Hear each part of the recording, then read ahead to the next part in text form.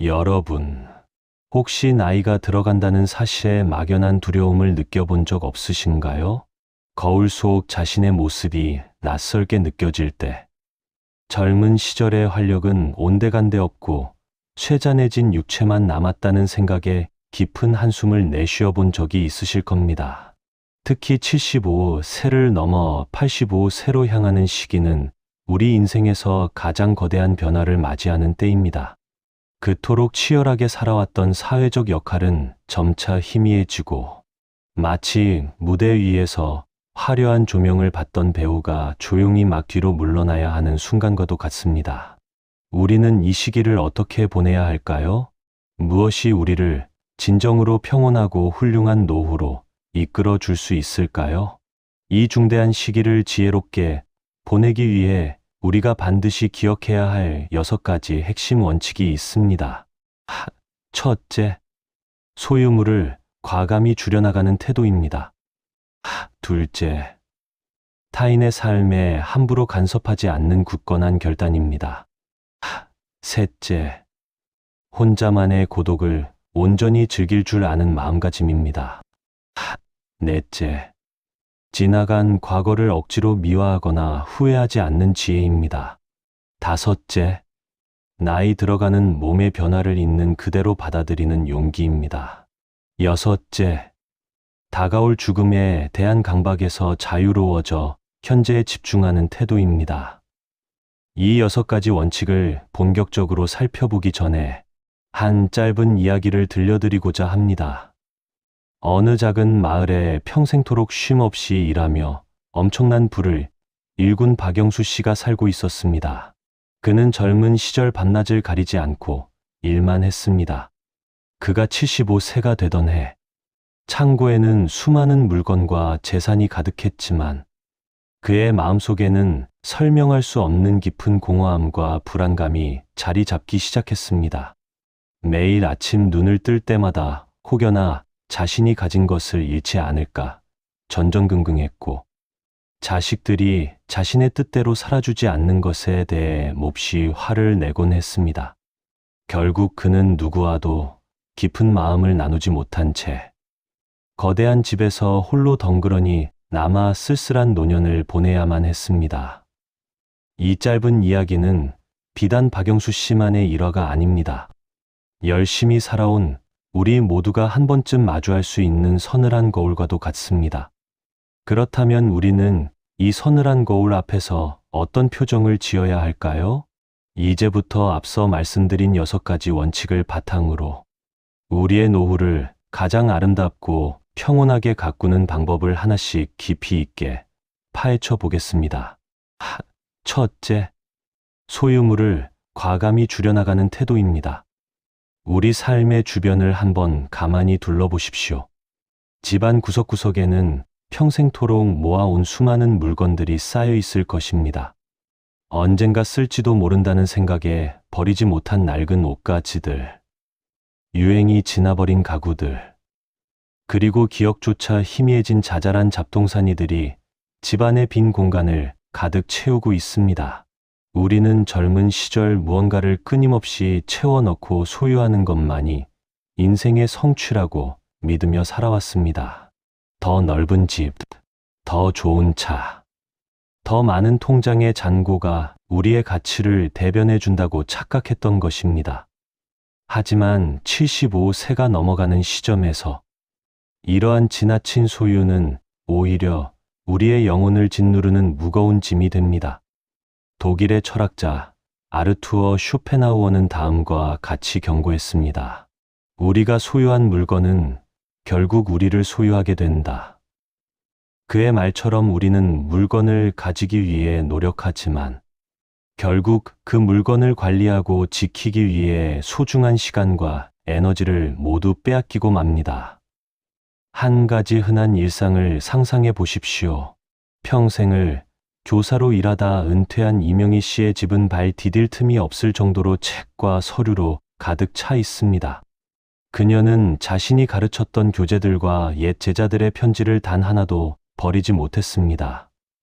그 물건들은 그녀의 빛나던 과거를 증명해 주는 유일한 훈장 같았기 때문입니다.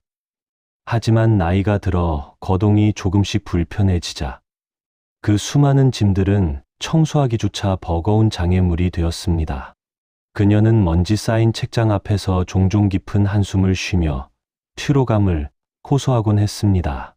과거의 영광을 상징하던 물건들이 현재의 안식을 방해하는 거대한 벽으로 돌변해 버린 것입니다.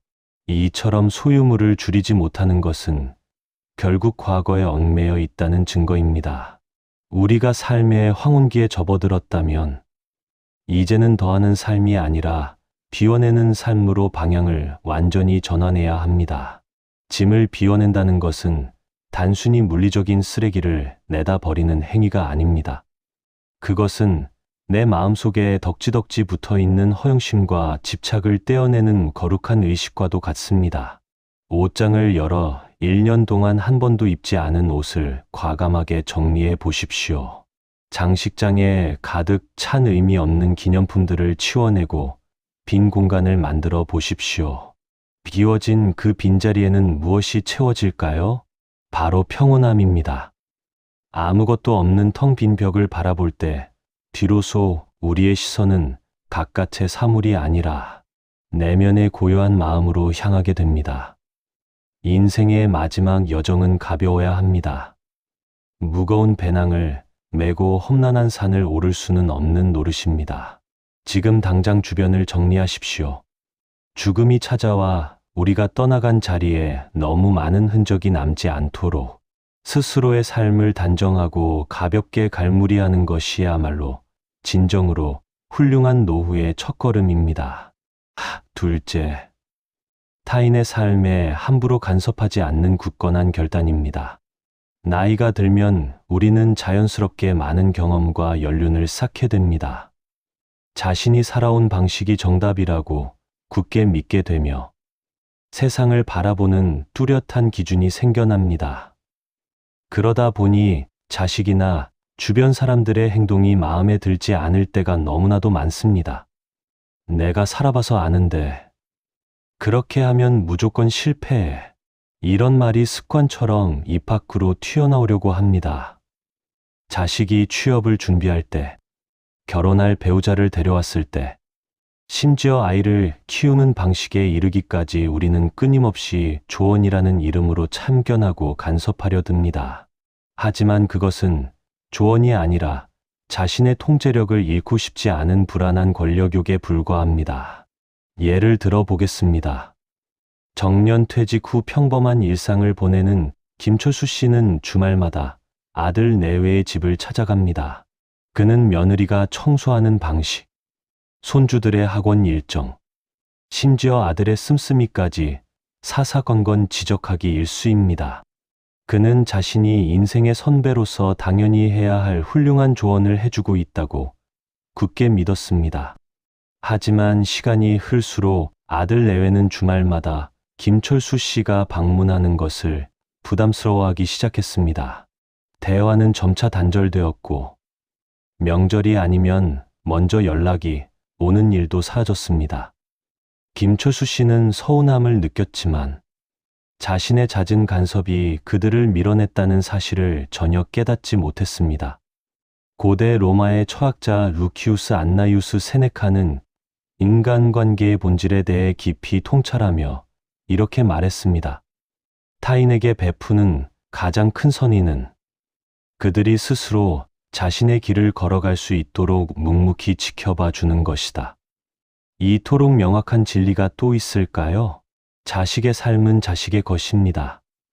우리가 아무리 사랑하고 아끼는 마음으로 충고를 던진다 해도 결국 그들의 삶을 대신 살아줄 수는 없습니다. 75세가 넘어가는 나이에는 세상 만사를 내 뜻대로 통제하려는 헛된 욕심을 완벽하게 내려놓아야 합니다. 내 방식만이 옳다는 오만함에서 벗어나 젊은 세대가 그들만의 방식으로 실수하고 깨지며 성장할 권리를 온전히 인정해 주어야 합니다. 우리가 진정으로 지혜로운 어른이 되고 싶다면 입은 굳게 닫고 지갑만 열라는 시중의 농담을 뼈저리게 새겨들어야 합니다. 누군가 먼저 조언을 구하기 전까지는 절대로 먼저 나서서 가르치려 들지 마십시오. 그저 그들이 찾아왔을 때 따뜻한 눈빛으로 바라봐 주고 말없이 등을 토닥여 주는 것만으로도 충분합니다. 그것이 바로 참견과 간섭이 판치는 이 세상에서 빛을 발하는 진정한 어른의 품격입니다. 가족과의 관계뿐만 아니라 이웃이나 친구들과의 만남에서도 마찬가지입니다. 누군가의 뒷담화를 하거나 남의 흉을 보는 자리에 끼어들지 마십시오. 타인의 삶에 에너지를 쏟기에는 우리에게 남은 시간이 너무나도 소중하고 귀합니다. 오직 나의 내면에 집중하고 타인의 삶은 흐르는 강물처럼 자연스럽게 흘러가도록 내버려 두십시오. 그리할 때 비로소 얽히고 설킨 인간관계의 피곤함에서 벗어나 한없이 가볍고 평온한 자유를 만끽할 수 있을 것입니다. 셋째, 혼자만의 고독을 온전히 즐길 줄 아는 마음가짐입니다. 사람들은 늙어가는 과정에서 가장 두려운 것이 무엇이냐고 묻는다면 열의 9은 외로움이라고 대답합니다. 배우자가 먼저 세상을 떠나고 친구들도 하나둘 곁을 떠나가며 자식들은 각자의 삶을 살기 바빠 연락조차 뜸해집니다. 텅 빈 거실에 우두커니 혼자 앉아 텔레비전 소리만 공허하게 울려 퍼지는 저녁 시간. 그 뼈저린 적막감은 가슴을 옥죄는 듯한 고통으로 다가옵니다. 그래서 많은 노인들이 어떻게든 사람을 만나기 위해 동네 노인정이나 공원을 서성이고 의미 없는 모임에 억지로 참석하여 시간을 때우려 합니다. 하지만 억지로 사람들을 곁에 둔다고 해서 내면의 텅 빈 구멍이 채워지는 것은 아닙니다. 군중 속에 있을 때 느끼는 외로움은 혼자 있을 때보다 훨씬 더 차갑고 잔인합니다. 프랑스의 철학자 미셸 드 몽테뉴는 고독의 진정한 가치를 역설하며 이렇게 적었습니다. 우리는 스스로의 마음속에 누구도 침범할 수 없는 온전한 뒷방을 하나 마련해야 한다. 그곳에서 우리는 진정한 자유와 독립을 누리며 나 자신과 가장 깊은 대화를 나눌 수 있다. 몽테뉴의 이 빛나는 통찰은 75세 이후의 삶에 가장 절실하게 필요한 태도입니다. 고독은 피해야 할 끔찍한 형벌이 아니라 온전히 나 자신과 마주할 수 있는 눈부신 특권입니다. 사례를 하나 들어보겠습니다. 평생을 영업직으로 일하며 항상 사람들에 둘러싸여 살았던 최기호 씨는 은퇴 후 극심한 우울증에 시달렸습니다. 매일 울리던 전화벨은 뚝 끊겼고 술자리를 함께하던 동료들도 모래알처럼 흩어졌습니다. 그는 혼자 있는 시간을 견디지 못해 아침부터 저녁까지 지하철을 타고 정처 없이 떠돌아다녔습니다. 그러던 어느 날 그는 우연히 동네 도서관에 들어가 한쪽 구석에 조용히 앉아 책을 읽기 시작했습니다. 처음에는 글씨가 눈에 들어오지 않았지만 점차 책 속의 이야기에 빠져들면서 난생 처음으로 혼자 있는 시간의 고요함을 느끼게 되었습니다. 그는 이후 매일 도서관을 찾아 역사와 철학책을 탐독했고 저녁에는 그날 읽은 내용을 작은 공책에 천천히 적어 내려갔습니다. 최기호 씨는 뒤로소 남들의 시선이나 평가에 얽매이지 않고 오직 자신의 호흡대로 살아가는 진정한 기쁨을 발견한 것입니다. 이처럼 혼자 있는 시간을 능동적으로 즐기는 능력이 노후의 행복을 결정짓는 가장 중요한 열쇠입니다. 사람에게 기대어 위로를 구하려 하지 마십시오. 다른 사람의 관심과 애정에 목말라 하는 순간 우리는 평생토록 타인의 노예로 살아가게 됩니다. 아침에 일어나 따뜻한 차를 한 잔 끓여 마시는 시간, 창밖으로 떨어지는 낙엽을 가만히 응시하는 시간, 오래된 음악을 들으며 눈을 감는 그 모든 혼자만의 시간을 철저하게 즐겨야 합니다. 고독은 우리를 갉아먹는 독이 아니라 우리의 영혼을 맑게 정화하는 신비로운 영약입니다. 이 시기가 되면 외부로 향해 있던 시선을 안으로 거두어들여야 합니다. 내가 무엇을 좋아하고 어떤 기억이 나를 미소 짓게 하며 남은 생을 어떤 마음가짐으로 살아갈 것인지 끝없이 스스로에게 질문을 던지십시오. 자신과 평화롭게 지낼 수 있는 사람만이 어떤 상황에서도 흔들리지 않는 단단한 노후를 맞이할 수 있습니다. 그러니 이제부터는 외롭다는 이유로 아무나 만나 시간을 낭비하지 마십시오. 위대한 성인들과 철학자들은 모두 고독 속에서 지혜를 건져 올렸다는 사실을 잊지 마시기 바랍니다. 당신이 마주한 그 깊은 고독이야말로 인생의 마지막을 눈부시게 장식할 가장 훌륭한 친구라는 사실을 가슴에 깊이 새겨야 합니다. 넷째, 지나간 과거를 억지로 미화하거나 후회하지 않는 지혜입니다. 노년기에 접어든 사람들의 대화 속에는 항상 과거가 존재합니다. 내가 왕년에는 말이야. 얼마나 잘 나갔는지 알아? 그때 그 땅을 샀어야 했는데. 내 인생 최대의 실수야. 이처럼 어떤 이들은 화려했던 젊은 시절의 무용담을 끊임없이 반복하며 현실의 초라함을 보상받으려 하고, 또 어떤 이들은 과거의 뼈아픈 실패나 실수에 사로잡혀 자책과 후회의 늪에서 빠져나오지 못합니다. 하지만 과거에 묶여있는 사람은 결코 현재를 살아갈 수 없습니다. 시간은 잔인하리만치 단 한 번도 뒤로 흐르지 않으며 우리가 흘려보낸 어제는 아무리 발버둥 쳐도 절대 되돌릴 수 없는 신기루에 불과합니다. 평생을 중소기업의 사장으로 일하며 권위를 누렸던 박동주 씨의 이야기를 해보겠습니다. 그는 회사가 부도를 맞고 쓸쓸하게 은퇴한 뒤에도 여전히 과거의 영광에서 벗어나지 못했습니다. 만나는 사람마다 자신이 과거에 얼마나 큰 계약을 성사시켰는지, 얼마나 많은 직원들을 거느렸는지 자랑스럽게 떠벌렸습니다. 하지만 이야기를 듣는 사람들의 표정에는 지루함과 연민이 섞여 있었고, 박동주 씨가 과거를 미화할수록 그의 현재 모습은 더욱더 초라하고 궁색해 보일 뿐이었습니다. 그는 지나간 환상 속에서 허우적대느라 오늘 하루 눈앞에 펼쳐진 소박하지만 진실한 일상의 아름다움을 완전히 놓쳐버리고 있었습니다. 과거는 이미 강물처럼 흘러가 버렸습니다. 아무리 손을 뻗어도 붙잡을 수 없으며 되돌아오지도 않습니다. 쇼펜하우어는 이렇게 말했습니다. 과거를 후회하거나 이화하는 사람은 현재라는 유일한 실제를 스스로 버리는 것이다. 우리가 지나온 삶은 그 자체로 이미 완결된 하나의 작품입니다. 잘한 것도 있고 못한 것도 있으며 아쉬운 것도 있고 자랑스러운 것도 있습니다. 그 모든 것이 합쳐져 지금의 나를 만들었습니다. 화려했든 초라했든 그것이 바로 나의 인생이며 그 자체로 충분히 존엄합니다. 과거의 영광은 마음속 한켠에 조용히 간직해 두십시오. 더 이상 남들에게 증명하려 들지 마십시오. 지나간 실수와 후회 역시 이제는 부드럽게 용서하십시오. 그때의 나는 그때의 지식과 상황 속에서 최선을 다했을 뿐입니다.